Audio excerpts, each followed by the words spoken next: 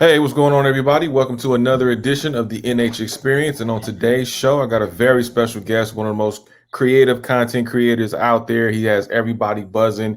You look forward to his tweets, you look forward to his Instagram post because he will definitely have you laughing and thinking at the same time. Also, he's the host of Out of Pocket on Buckets and Wave TV.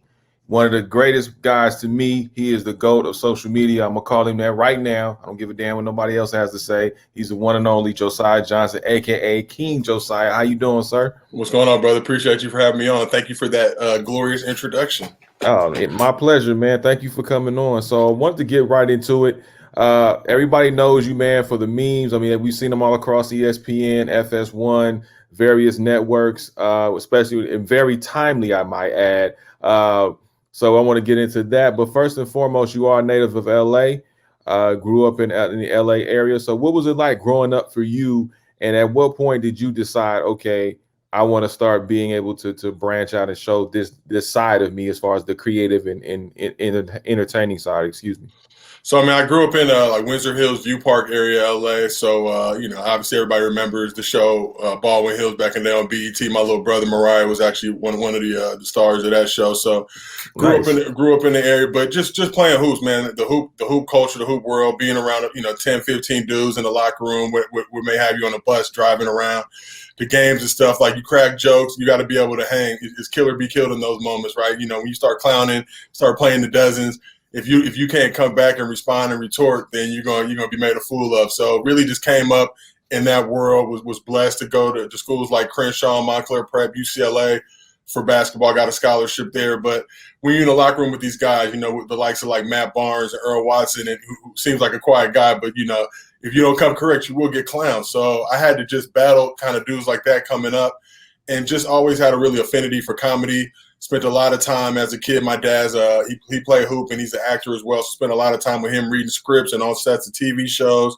So really just been around the world, man. So just love comedy so much and entertainment. So for me to be able to do it now socially and really kind of with the other stuff that I do and just entertain people, especially during a pandemic, I think is a blessing to be able to just help people keep people's mood light during these tough, dark times. Yeah, man, definitely. It's definitely in hand. And the thing about it, the one thing I like about you, man, that you're always on time. I don't know how you find the time to put the right context, the right memes, the right photos, but you always seem to do it on time, man. How do you balance that? I know you're a family man as well. How you're able to balance that and still be able to be a family man and still be able to do the things that you need to do to keep your brand going. I think a lot of people see the stuff I do, and it's always like, man, you got a team, you got a bunch of people around. And I just grew up in the world, sports entertainment. Some of my first jobs coming out were at Fox Sports and the NFL Network, cutting highlights and always having to, take these big games and break down key moments. So I've just been around it. And my pop culture library is off the charts because as a kid, I have, four brothers. We were all just, watching shows and doing all types of stuff. And, we had, the cable hookup way back in the day. So we were watching every type of show. We were getting the East Coast feed. So we watch them early and trick our friends into, think we hadn't seen it and predict what the next scene was going to be or whatever, stuff like that. So it was a natural, easy progression into everything that I'm doing now. But, I'm thankful to be here and have the opportunity to do it. I know you mentioned earlier about working at the NFL Network and Fox Sports and those places like that. What did you learn and what did that teach you? And how did that shape you to where you are today? Being in those high pressure environments, like, Sundays at NFL Network is game day. So you got 15, 16 games sometimes going in highlights. You just got to be able to coordinate, working with people like Rich Eisen, who's a host of several shows, Fran Charles, Darren Horton, just people that were in the game and dealing with different talent. Like, you're basically their eyes and ears for these games. So when you cutting shot sheets and doing all that stuff, if you don't come correct, you will get clowned and busted out in front of a whole control room producer, and that's just not a position you want to be in. So I always prided myself on being super detailed, super organized. Back in the day, we hand logged everything.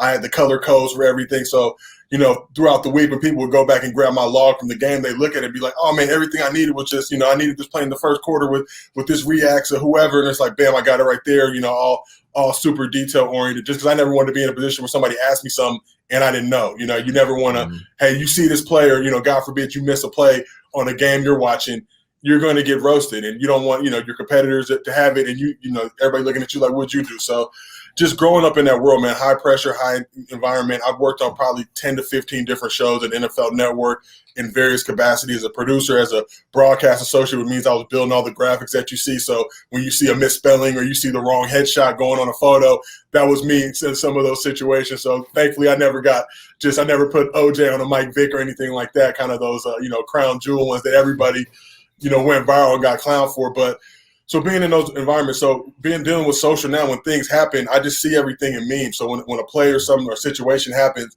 I'll see it in movie form. Oh, this reminds me of this clip from, generally it's a lot of John Singleton stuff, but from Boys in the Hood or from Higher Learning, and a lot of, obviously DJ Pooh and Cube with the Fridays, and just every, just digging as deep into the stash as possible with stuff that really is more centered on LA and kind of where we grew up and just the environment that we lived in, but also branched out to the stuff that we were watching. I think, going to schools like Crenshaw, Montclair Prep, I got a lot of different, taste and culture, got a lot of the hood stuff, got a lot of, the other stuff, the REM and the Aerosmith and all that type of stuff to go along with the DJ Quicks and the Ice Cubes and Snoop and everything. So just have this elaborate stash. I know how to communicate to a really large and diverse audience. And I'm just thankful that, so many people rock with me and really appreciate what I'm doing. Yeah, man, because you're naturally funny. Like, some people try to be funny, and sometimes it works and sometimes it doesn't. But it seems like you just naturally are funny, man. Like, you're not trying to be funny. You're just who you are, and it happens to be comical. But it's very, like I said earlier, it's very timely. You talk a little bit about, your brother being on Baldwin Hills and being, rising to certain status there. Did you ever feel like competitive, or did you ever feel like, man, I got to find my lane, or I have to find something to go along with what my brother's already accomplishing? So my dad was college player of the year, third pick by the Bucks in '77, 5-time. I was gonna get into that. I was gonna get into that too. So I won't get too much, but I'm saying he kind of set the bar. My older brother was a national champion at UCLA, one of the funniest dudes. So really, a lot of that ism is just from him because he's so quick-witted and on his toes. As kids, you were going to get clowned if you tried to go up against him. He's a lot, just a pop culture and introducing me to a lot of stuff years in advance, getting DJ Quick tapes when I'm, 7, 8 years old, and listen to the lyrics and be like, whoa, but really kind of appreciating, all De La Soul, kind of everything he put me on early. And then my younger brothers, I'm a little bit older than them, so I think they look to me a lot in that way, but never really a competitive thing because we all have our own lanes. We all do a lot of different stuff. My older brother's been a coach, hooped professionally overseas, done all that stuff. I've done a lot of stuff in the entertainment space. My younger brothers as well in the modeling and stuff like that. But just try to be diverse and unique. But I think there is that healthy competition that you have amongst family. Like, you can't be the weak link, in that chain. You got to be doing it as well. And no matter what you're doing, we always try to do it to the best of our ability. And if your last name is Johnson in LA, first of all, you're expected to hoop, and beyond that, you're expected to be doing something of note because everybody's got that kind of bullseye on you. Oh, absolutely. That's what I'm saying, man. I tried to make this mostly about you, but we can't make this mostly about you without talking about your dad, man, who's legendary. Actually out of LA, like you said, played at UCLA, came out top 3 pick in the NBA. What was it like growing up with your dad, man? And what principles did you learn from him that ultimately helped you, not just with your space that you're in now, but just in life? So it was tough because I was super young. He actually, he had a great career. Like I said, 5-time All-Star. He started with the Bucks, got traded to the Clippers. But I only saw him as a little kid. And when I was like 3 or 4 years old, he ended up having like almost a career-ending neck injury or with the Clippers. Ended up, running into Benoit Benjamin and I think snapping some vertebrae or something. He had the potential to be paralyzed. Thankfully, he wasn't. He came back, so I didn't really get to see him. When I saw him, he was more or less washed. But we had a ton of tapes at the house, so I would see him going up against Kareem and blocking Kareem's shot and giving Dr. J buckets and, basically all these guys. And I would see, like Michael Jordan, everybody who saw The Last Dance, in one of the episodes, Michael Jordan showing his dorm room around, and he's got my pop's poster in his dorm, a Johnson's Law poster from when my pops were with Adidas. And hearing MJ say, Marcus Johnson, one of my favorite players. We kind of knew that because every time MJ would see my pops throughout life, whether it was at, back in the day at the Space Jam run or Jordan would do his camp in Santa Barbara and we go pull up, it was always just major love. And we would always look at each other like, damn, were you that good, Pops? But going back and looking at all the tapes and just everything he was able to accomplish. So it's tough being in those shoes and just seeing, again, I knew kind of early on, like, I'm probably not going to be a 5-time All-Star. So I need to be a star in something else. But he was always great about never forcing any of that type of stuff on us. He was always a great resource. He coached us all, he would show up to practice, do all that type of stuff, but it was never like, you got to live to this level or you fail.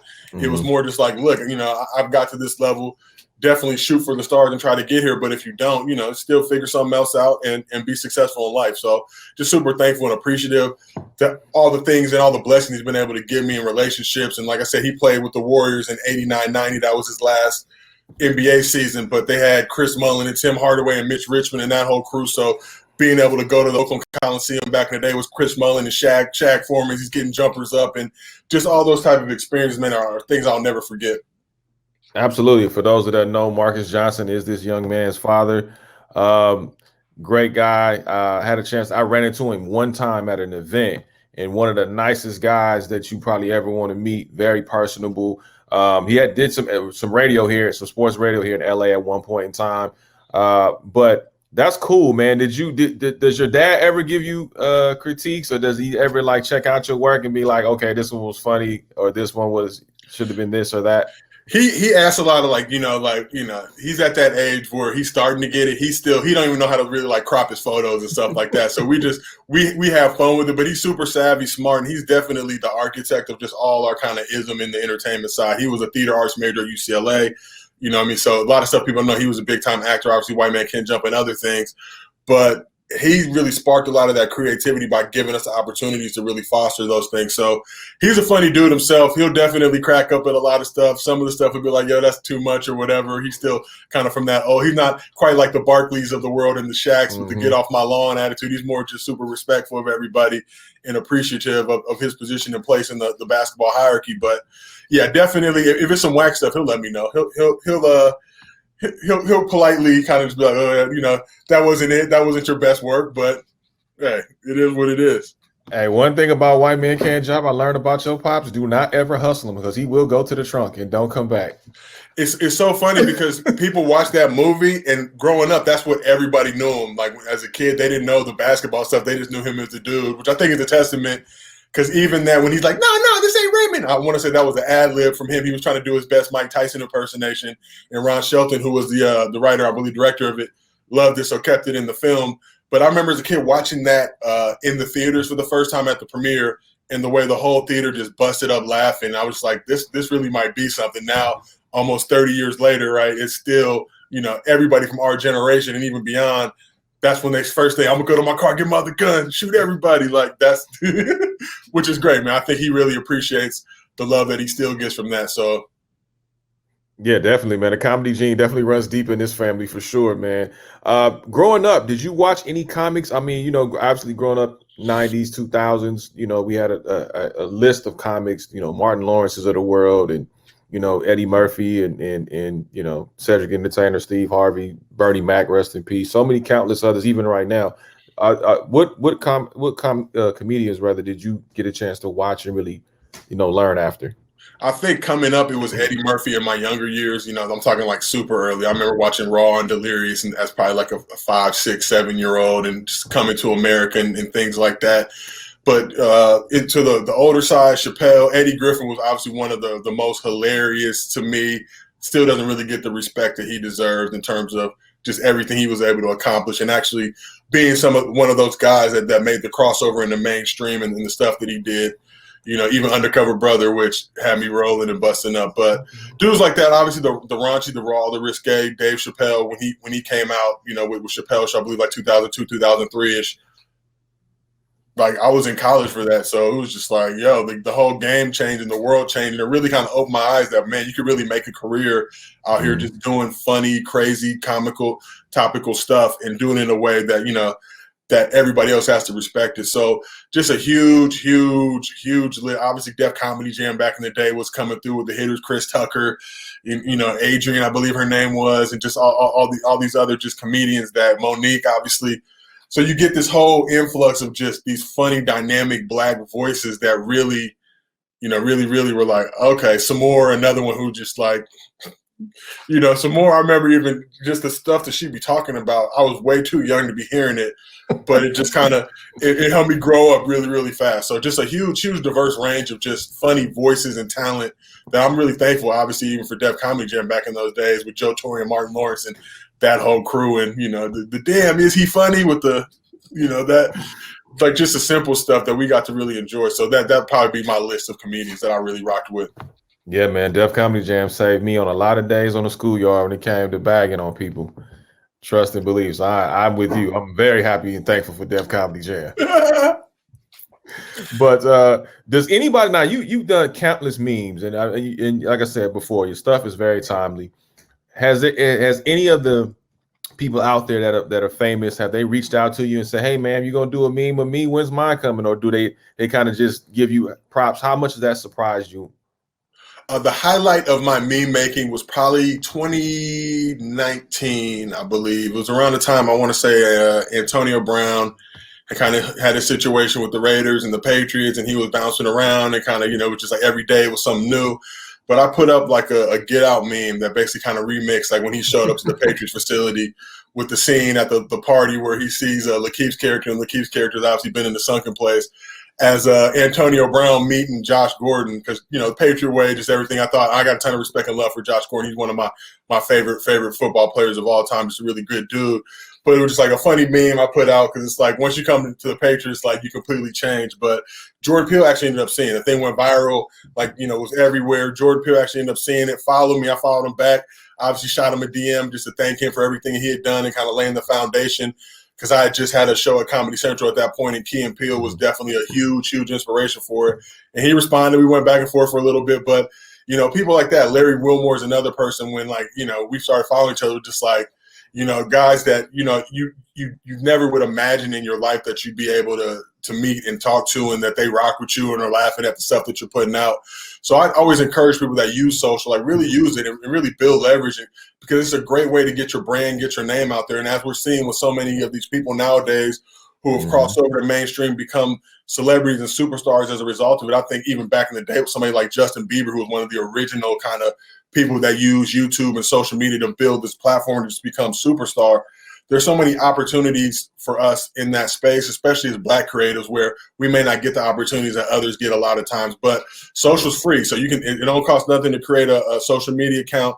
Just start testing your material, putting good stuff out, and it has a good and a bad side. The good side is a lot of people see your work and they'll start rocking with you, maybe giving you some opportunities. The bad side is a lot of people see your work and they'll start jacking you, and that's just kind of what it is. Like they'll take your joke and make themselves hot, end up getting multi-million-dollar deals off of your stuff, and that's just a part of the game. So it's like the wild, wild west still, but you got to come in really with like a Billy the Kid mindset, and not, you're not going to get ran through, and whoever wants to, the gunfights, whatever, I got it, I'm ready to go. But I'm just thankful for the opportunity now, because when I first got in this game, it used to be like a super, like people on the TV side, I worked on both sides, had this like condescending viewpoint of social and how we operate and how we move. And it was like, oh, well, anybody can create an account and do that. And now they're seeing that, no, anybody can't do that. So now they're coming back like, oh, well, please teach us the game. And it's like, y'all teach you, but it ain't going to be free.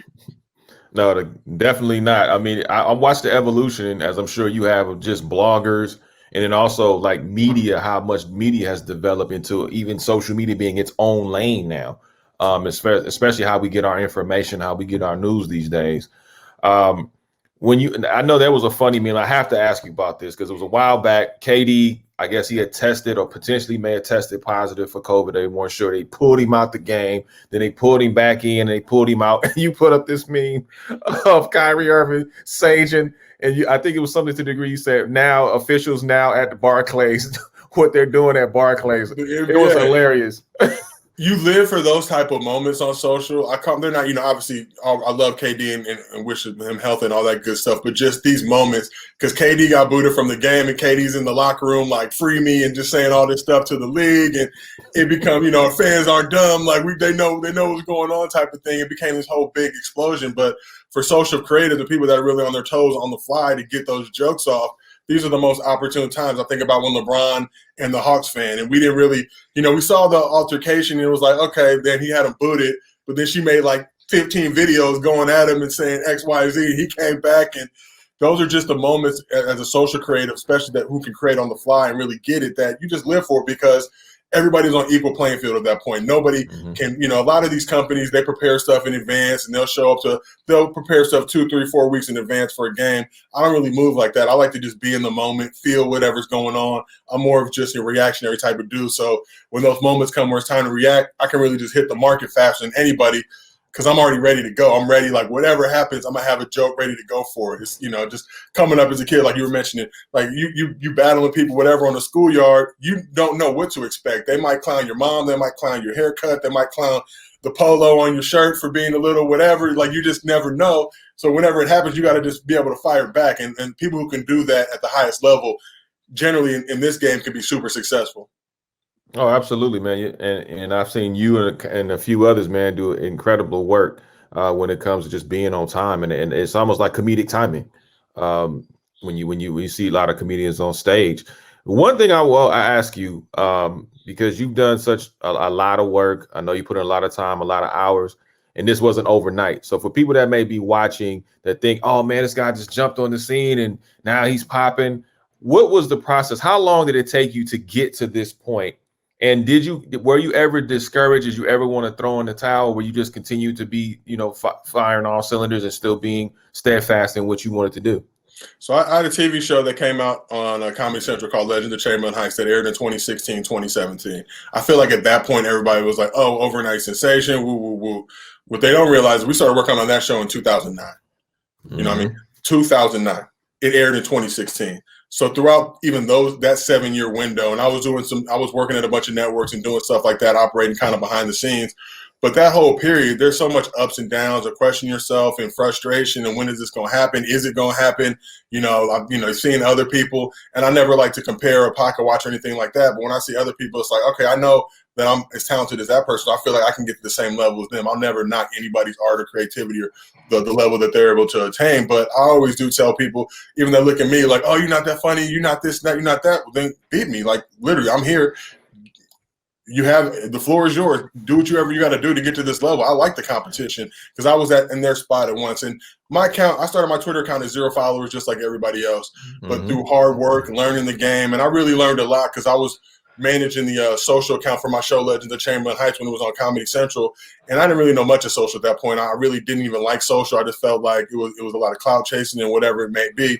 But once I had a project and now my livelihood depended on it, I really hit the ground running, did as much research as I could, learn what really worked well, how to really attack and approach it, and ended up building that account at its height to close to like 100,000 followers with no real experience in social. I was just grimy. Like, I had all these unconventional methods of really just hitting people. Like, I would just NBA Twitter, NFL Twitter, whatever was going on, I would just use memes from the show, follow a bunch of people that I thought would like them. Some would follow back, some wouldn't, but just kept repeating that process till I built the account up like that. Then once that show got canceled, I just switched everything to my own and really just started attacking it and approaching it the same way. But like I said, I started at 0. I really probably saw my best work. And it's funny, I tweeted something in March, something on the lines of a bunch of companies that started laying people off. And I noticed this trend for a lot of people that work in social, like they would run these major accounts and they would always be flexing like they were it and they just knew everything. But I would look at their own personal accounts and those things would be super lacking, just like, real bare bones, and the content they were putting wasn't matching. So a bunch of companies kind of laid people off. And I basically just said, now we're going to really see who knows how to use social and who doesn't. Some people were in their feelings about it. Others got to work and really built their following. I was one of the others. So I really was able to grow during this pandemic from March to today, probably double my following in that window. I knew that there were going to be a ton of people at home just like me, depressed, frustrated, not really knowing what's going on in the world. So if I could use humor and satire and just take things that were super, super, super serious and heavy, be able to flip them in a way that people would want to share and actually hopefully get a message from it, that I would really be able to advance. So I did a lot of great work through that, did a lot of stuff during the election, and I pride myself on being kind of mercenary with the companies that I work with. So I don't work with like an ESPN because I know if I tweet some political stuff about whoever, they're going to be, in my email, in my DMs, like, yeah, you got to delete that, which I can't really be censored. I found that when I'm really out there, I'm more of an untamed gorilla, just really out there in the midst, getting it, beating my chest out, doing everything I'm doing. That's when I can thrive better. But I just encourage everyone, man, like, this is a great time, especially as Black creatives and creators out there. You can make so much content. Look at all the people I'm talking about, like HaHa Davis, Supreme Dreams, Drewski. Just look at people like that have been able to leverage their things they're doing on social. And somebody like Drewski could go pitch 100 networks. They would have all told him, no, we don't know who you are. We're not feeling you. But now they look at this man's doing 10, 15 million views on a Twitter video, which is literally unheard of when there's no paid behind it. You know what I mean? And it's like, oh, wow, maybe we should give this guy a chance. Maybe we should throw a bag at him and he could really replicate that for what we're doing. People like Issa Rae, Issa's show on YouTube. You know what I mean? Like, you go back and look at those first couple early episodes, it's kind of rough to look at from a production standpoint. The talent was there. You could see that Issa had the goods, and then if you surrounded her with the right crew, the right writing team, and just gave her all the resources that other people get, she will flourish, as she's done. So I think for us, it should be super inspirational to see somebody like myself even kind of rising up that ladder, because everybody knows they can hit me up. I'm always there. People DM me. They need advice. They want to jump on a call to, whatever, workout problem stuff. I'm always trying to help people get to this level, because I can't be here alone. There's so much room up here, and I want to see what people that I want to see be successful. Absolutely, man. I think when you mentioned Issa Rae, I mean, we saw she celebrated her 10th anniversary of the show on YouTube just recently. And then also another comedian that I followed on social media and started watching his career was James Davis, right out of here, LA. And me and James went to junior high together, so I love James. James is one of the – I remember – so James in junior high, we went to Crossroads together. James was super quiet. Like, he was a grade below me, but didn't really talk a lot, whatever. So I'm watching, like, he did the Obama head of the state, YouTube video back in the day. I'm looking like, this dude looks familiar. I'm like, this is not the same James that was at Crossroads, literally just not talking. But me and James have crossed paths a bunch of time in our professional career. Hilarious dude, and one of the dudes you love to see be successful, because you know where he comes from. He comes from the hood. He had this show, Hood Adjacent. I love that show. So right around that time, we were crossing paths there, and it's just like, I know how many people helped me in the game, so I was just like, look, I'm a resource here, whatever you need. You want to know how this game works from this side of it, on the network side, I'm by all means reach out. And saw his show. I watched I was watching, just it was so funny watching the show and seeing, Sloss and Donuts and just things that are just a part of life and culture finally getting some love on the show. The Liquor Bank, just think like, I was right down the street from the crib, and they're getting, and then seeing them get pressed really in real life, which will really happen to you when you show up with nice equipment, and being like, no, that's not a joke. This dude really was about it. So, but no, man, I love James. JD is a legend. It was like me, James, and Damon Wayans Jr. were probably like, in that mix who've been kind of, now in the comedy space, but just so thankful for those opportunities to see these people as kids and now grow up as adults and run in the game. Absolutely. I know you said your show got canceled, but why do you feel like your show got canceled? And will you be doing another television show sometime soon? So I think our show was a little bit ahead of the curve. Like, look at NBA Twitter and the way it is now, how big it is, and even me being a dominant force in that space.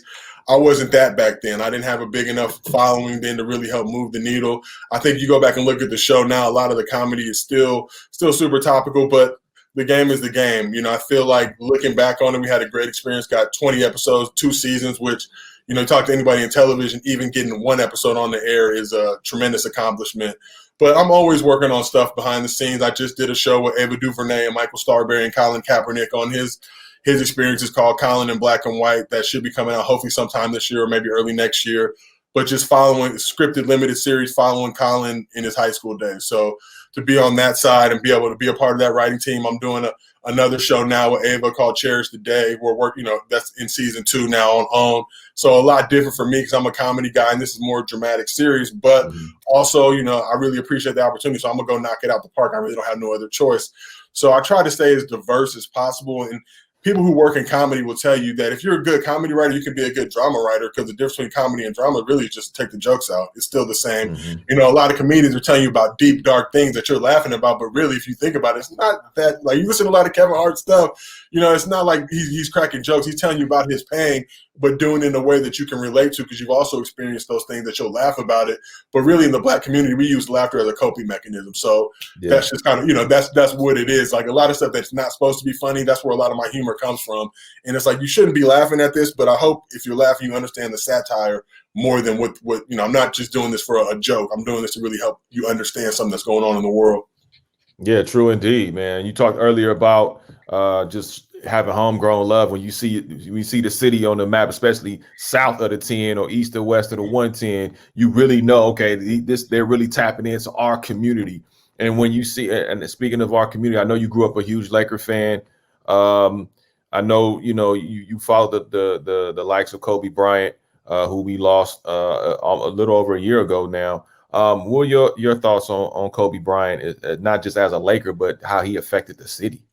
So first, I'm gonna be transparent. I was a Clipper fan because of my pops. I'm a LeBron guy. When LeBron came to the Okay. Lakers, I automatically LeBron trumps everything in my mind. So we had to rock with the Lakers. But I'm so thankful that he did that because for the longest, LeBron and Kobe fans, we used to go at each other. We were just constant trolling, and it Yep. used to get really nasty, really mean, and that's kind of what social media is in general. But once LeBron came to the Lakers, I put all that aside.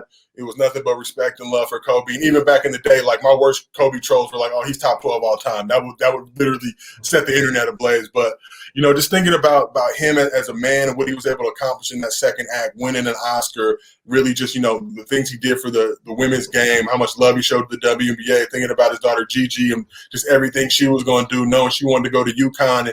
And a lot of people might want to go to UConn's or whatever it may be, but she had the game and skill to actually get there. Like watching her highlight, seeing the way he coached that squad. I remember he told the story about the fourth grade team and somebody wanted to go to the dance recital and he wasn't it was literally like, no, like, you know what I'm saying? But this is the Mamba squad. We're not playing that. The Mamba Citas. So to see, the impact and, right when he first passed away and in that calendar year or in that calendar 12 months, we had lost Nipsey, we had lost John Singleton, and then obviously Kobe and Gigi was just like, how much more can we deal with? But to see the way the city of LA responded, everybody rallied behind each other, just how much love and appreciation and just how much respect and adoration Kobe had. Like Nipsey belonged to LA, right? And a lot of people maybe outside of LA might not have been able to grasp what he meant to us and just how important he was and how much of an icon he was. John Singleton, when he passed away, people have seen Boys in the Hood, they've seen Higher Learning, they've seen all these things, even Rosewood, and maybe knew kind of who he was, but he wasn't an actor or whatever. So he wasn't like Cube or Kubla or whatever and those type of things. But still, just tremendous in terms of showing boys and showing what we dealt with even back in the 90s. And then you shifted all the way to Kobe, and Kobe was global, right? Kobe was a global icon, just one of the biggest basketball players in the history of the game, but a Laker. 20 years, everything he contributed to the city, 5 rings, bringing honor. As Clipper fans, it was really tough, but you always had to have respect for the Lakers and that franchise because of the way they run things. It was always trying to get to that level. So even as a Clipper fan, it was the utmost respect for the Lakers because they run the game. 18 championships, 17 championships, whatever it is, they run the game. Not only they're at the highest level, but to see the way the city responded, it's tough. We just celebrated the year anniversary recently, and it don't feel real. It seemed like when that happened, everything was just downhill from that moment. The Rona pandemic started. We were still dealing with the previous presidential administration and just everything that was going on. George Floyd and the Black Lives Matter, just so much just crazy turmoil out of that moment. But to be able to look back now and just thankful that we all were blessed with the opportunity to watch Kobe play, hopeful that we can all still, use the Mamba mentality, knowing that we'll never get to the level that he got to. But you need to approach things like that. Be successful, be a winner, but put in the work, put in the hours. You don't just cheat this thing. You asked me earlier about overnight success. Like, that's not a part of this thing. It's a part of the grind, the hustle, doing things like this show. And, just really promote yourself nonstop, putting out great quality content, working as hard as you can to get to the level that you want to be. And that's something that we can all take, and Kobe really just instilled that all in us. There's not anybody who wasn't around for those Kobe Shaq years and then the Kobe Gasol years, and that just then the city was turned. You knew that feeling in LA when your city's buzzing. LeBron brought it back. It was really missing, but to see Kobe's impact on the game, and even now, how many dudes love Kobe, love his game, want to try to be like him that never will. And the same thing with MJ at that point, how it just passes on. And now who's going to be that next person? I'm hoping it's LaMelo. We'll see, but that really just carries the torch and legacy of representing what this game means. Absolutely. I mean, I think Kobe, people don't fail to realize Kobe had a hand in LeBron coming to LA, but he also defended LeBron to Laker Nation. He pretty much gave LeBron some breathing room and said, hey, man, just wait. Like, it's coming. Just wait. This man is a champion. Like, some things have to happen first before we get back to getting a parade down Figueroa. And you mentioned Nipsey Hussle. What did you learn from Nipsey's legacy that you take with you to this day? I mean, hustle. I mean, at the end of the day, Nipsey talking about a guy who really just started from the bottom, literally Crenshaw and Slauson.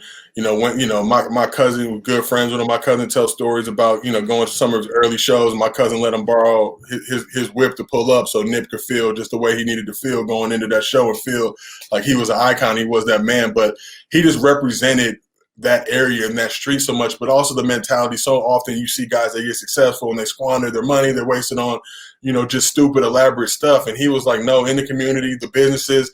And to me, to know that he got slain in the very spot, he didn't leave the hood, he stayed. And just to see that happen, I feel like we all felt like we let the community down. I think even though I might have had nothing to do with it, but I just wish that I could have been whatever I could have done to help not have that situation happen, because he was the brightest light, I think, in our city, just in terms of what he was talking about from a financial standpoint, from a business standpoint. Reinvest in the hood. We need good food in the hood. We don't need all this junk food or whatever. Let's start really trying to get stuff together to make our hood as prosperous as other communities are. And it's tough because it feels like when those type of people like Nipsey are alive and doing those type of things, they're always taken from us tragically. Like, the powers that be don't really want to see that happen. It's a threat to the whole, homeostasis that we've been taught of this country, that, as Black people, we should be subservient or whatever. Maybe we can't be. We're supposed to be renters. We're not supposed to be owners and things like that. And he really just got rid of all those myths and showed that a dude straight from the hood representing the set could do business better than people with Harvard degrees. So, it's still something that you'll never get over, but it's just hard, man, especially coming off the Grammy nomination and just, everything he did for the city, man. It really still touches us. And we hope to just carry that legacy in the same way that we try to carry Kobe's on. Absolutely, man. Very well said. Want to play a little game with you real quick before we get off of here. Word association. So I'll just throw something out, whatever comes to mind first. Go ahead and say it. I'm ready. I'm ready to start laughing, so I'm just gonna get myself prepared because I know something gonna come out. I'll start with an easy one. LeBron James. Go. Okay. LaMelo Ball. Future GOAT. Current king of the light-skinned community. I can only give you one word, right? My bad. No, you good. Whatever comes to mind, man. It's not one. Okay. Whatever comes to mind. All right. Tupac Shakur. Oh man. Whatever comes to mind with Tupac, just visionary, genius, brilliant. I think that man was 25, 26 when he passed away. And think about, like, there was this recording. I don't want to go too much on Pac because I know it's supposed to be fast, but back in the day when he was just talking about how they could take the communities back, let the hustlers have the community at night, but let it belong to the kids during the day. Just things and stuff he had in mind and the vision he had. Just, revolutionary icon. Just so many words I could say about him. Oh yeah. It's no one sentence to define Pac for sure. Exactly. There's another one I want to say. Barack Obama. Ooh, yes, I can. Kerry Champion. Ooh, Bruin. Really out here getting it. I think Kerry really sets the bar, especially for Black women in sports, because she's like 5'2". She can host. She got the tweets for you. Like, sometimes I'm out of pocket. Kerry will hit me and be like, "Yo, that was too much. Pull back." I'm like, if Kerry hit me, I gotta delete it. Like, she's telling me. But honestly, inspiration, somebody in the game that you really want to aspire to be like. Absolutely, man. She's a gem for sure. A champion. Yeah, in every sense of the word. Matt Barnes.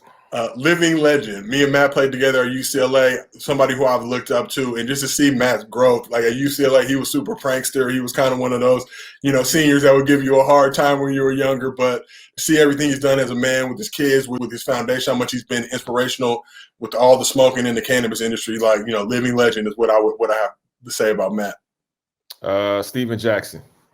Ooh, let me think. Stack, so much. Look, to see Stack, and Stack to me has been, a lot of people don't know, but Stack is literally one of the biggest legends in NBA history. Even the Mouse and the Palace, they look at the negative stuff. For me, I'm looking at a dude who was out there really riding for his teammates, the type of guy that at any moment you need somebody to pull up. You want him in a dark alley with you. But to see the growth that he's made in his life, especially after the George Floyd situation, man, I think is tremendous. And I look at that guy as an example of somebody who's really appreciative. He didn't come from the best circumstances, but has used everything he's had in life to grow as a man and to get to a level where you really just are happy to see. Absolutely, man. I'm tremendously proud of Matt Barnes and Steven Jackson for what they've been able to accomplish individually as well as collectively, man. I think it's a great testament to those of us in our community that we can aspire to do whatever we put our minds to and do it at a very high level. So I've always had a tremendous amount of respect for both of those guys. I've had a chance to cover those guys at various times in their careers, and always one of the most down to earth guys that you ever want to meet, man. I'm friends with both of them. It's still, to me, when I'll go to like all the smoke tapings, I'll just see these dudes. It's a feeling you get in your heart. Like, I used to get the same feeling back in the day when I saw Magic, when I saw people like that, Kareem, just like you see these dudes, you just know they're legends. Like this, Matt, when Matt will throw hands and Matt will, roll up for you. Like he'll do, any whatever. But to see those two dudes and how they're dominating the entertainment game with their show, All the Smoke, and how successful it's been, honestly super inspirational, especially for all former hoopers and people like ourselves out there that aspire to do some great stuff, because there's so many times those institutions won't let that happen until they see it happen. And now they're seeing it happen. And now it's like, okay, well, if they could do it, then other people can do it too. Last two for me, Issa Rae. I'll say young GOAT. With Issa, especially for people in the entertainment industry, and I'm so big on using social as a means to get yourself to where you want to be, to see what Issa's done with Insecure and her other projects, and just how she's become a global icon, and even hearing her story about the white exec who said X, Y, or Z, and now that white exec got booted and I'm still here. Like those moments. And she grew up in the community too. I think she went to Windsor Hills, if I'm not mistaken.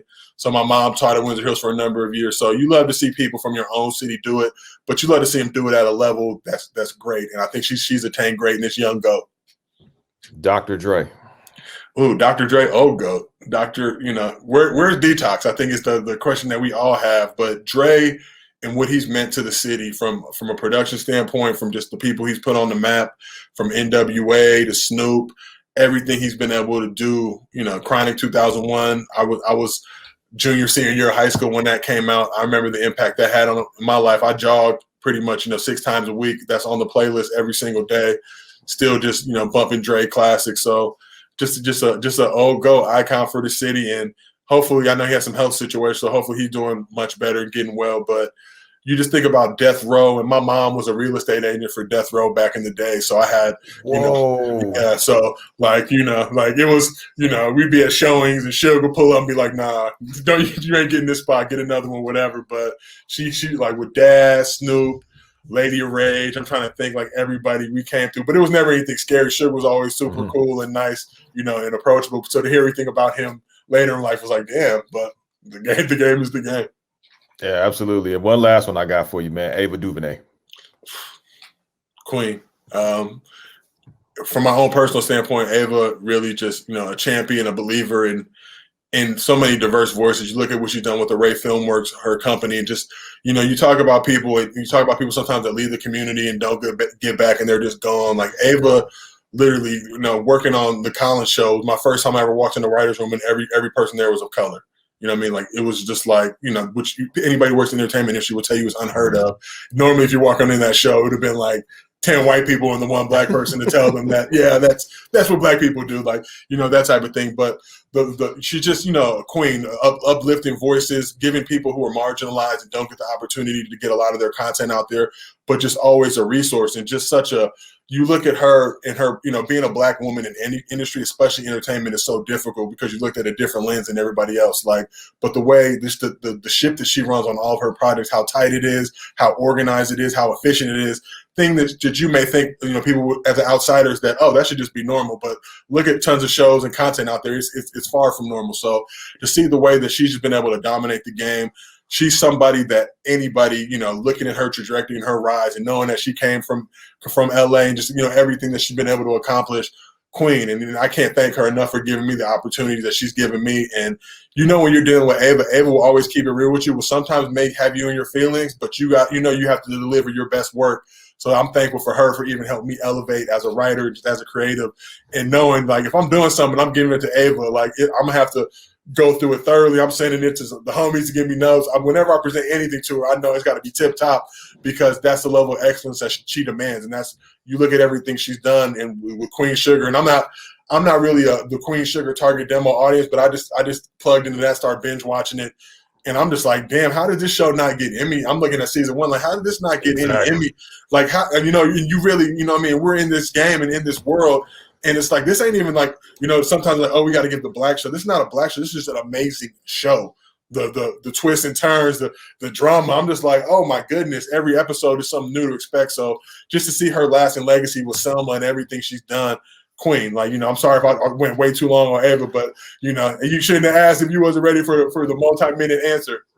No, man, you know what? Listen, I applaud you and I thank you for giving that extensive answer, because I think Ava DuVernay, in my estimation, still doesn't get enough flowers to what she's been able to accomplish and create, and still has yet to create years and years down the line. I mean, but when she becomes an icon. So to me, man, I enjoy listening to you and how you describe her, and I think everything that you said, I totally 100% agree with. This based upon what I've seen from afar.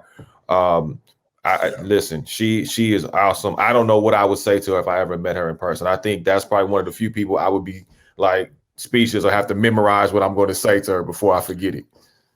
I don't talk much when Ava's around for that very reason. Like anytime, like I was just on a call with her the other day, and like she asked me a question, I'm frozen like deer in headlights because like, damn, I don't want to say something, whatever. But thankfully, I came with the right answer, and it was whatever. But she's one of those human beings that like a Jordan Peele, Issa, icon status, MJ, yes. LeBron. People that when you see it's just like, ooh, I remember the first time I saw LeBron, I had a similar feeling to that as the first time I met Ava. And just knowing, how, when you see super talented people, right, and it's just like, damn, this is what I want to be like. This is what I want to aspire to do. I may never come close, but if I try and be like that, I know that I can be successful. So I'm just super thankful to have her in my life. She's a former Bruin as well, so always got to show love to the Bruins. Yeah, Carrie, Ava, if you notice a trend here, if it's a black woman that's really out here getting it, more times than not, they probably went to UCLA. Yeah, but they're also that's something went to USC too, man. No, for sure. We won't go there right now. I don't even battle because I got a tremendous amount of respect for SC too, man. I love the city, like except when they're playing UCLA. Sure. There's a big game, when they play each other, I gotta definitely rock with UCLA always. But tremendous, like John Singleton's the SC guy, so gotta show love for what the output that they're giving out. I wish UCLA's film program was as strong as SC, so we'd have to stop hearing it from that side, but. That's for another conversation. Absolutely. I could dig it. So I want to ask you this too. If you're on an island, you have 3 albums that you can take with you, what would they be? So got to take, this is a tough one. Probably I'm going to go obscure first, probably not obscure, but mainstream. I'm going to go Coldplay, X and Y. I'm going to go Chronic 2001 over the Chronic, even though I love the Chronic as well. And Probably Victory Lap if I had to. Just okay. Nip. Just it's sad to me hearing that Nip and knowing that's the last kind of full body of work that we were going to get for him, and how much it was really like he finally ascended to that level where it was just like nobody can really get with this dude. But those would be the 3 right now. Yeah. Now I did hear an interview with Jay Stone that said he said that there may be another album's worth of Nip stuff in the vault. So I'm hopeful. Like I'm sure a lot of Nipsey fans are, that we get that other album at some point, man, because that would be fantastic. Even if it's just honestly just lyrics with no beats, whatever. Just let me know what was on his mind. Like I'm not here to judge. I'm just y'all tell me it was rough, it wasn't whatever. Just give me preface it and let me listen to it and just enjoy it. 3 kicks that you have to have at all times. 3 pairs of kicks that you have to have at all times. Jordan 11s always. Sandals, they could be big baller or regular, but and then my Gucci loafers, and I only wear those for formal events just to stun on people and let them know what it really is, because the back of my toe, the back of my foot is super janky from just hooping my whole. But when you pull those out, even if I got the ashy back heel, I'm still gonna stun in them. Yeah, I'm gonna have to agree with you on the Jordan 11s. I'm definitely gonna have to rock the Jordan 11s or the Jordan 6s too. I love the Jordan 6s too. They came out pretty fly. Sure. I can't rock with the false baller brand stuff, man. I can't do it. Can't do it. Puffy Knight has done it for me. I can't deal with Puffy Knight and his crew. No, thank you. But I feel you though. I feel you. And last but not least, man, if there were 4 people that you could meet with, dead or alive, who would they be and why? So definitely, let me go Malcolm X. I'm gonna go Oprah, just because I'd love to just know everything she had cracking. I got 2 more. Beyonce, just because she's out here really getting it. and probably Obama, just because, who wouldn't want to meet with the first black president in American history? Man, phenomenal list, phenomenal opportunity. Thank you so much for being gracious enough to take time out to appear here on the NH Experience, man. It's been great having you. It's been great talking with you. Learn a bit as I continue to watch you, man. Like I said, I called you the GOAT of social media, and I'll continue to ride that. And I dare anybody to argue me that point. If they do, you can, but I ain't gonna give a damn. Exactly. But thank you so much, man. Please let everyone know they can continue to keep up with you and all of your great work, man.